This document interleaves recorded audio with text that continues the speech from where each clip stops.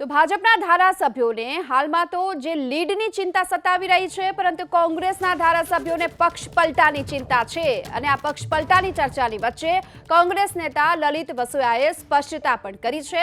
લલિત વસોયા કે જેમણે સ્પષ્ટતા કરતા કહ્યું છે કે તેઓ કોંગ્રેસમાં જ રહેશે અને તમામને ખાતરી પણ આપી છે।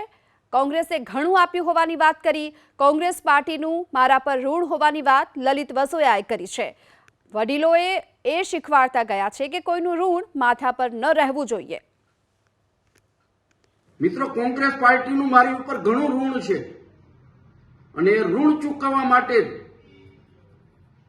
મેં સંગઠનમાં રાજકોટ જિલ્લા કોંગ્રેસ પ્રમુખ તરીકેની જવાબદારી લીધી છે અને આપ સૌને ખાતરી આપું છું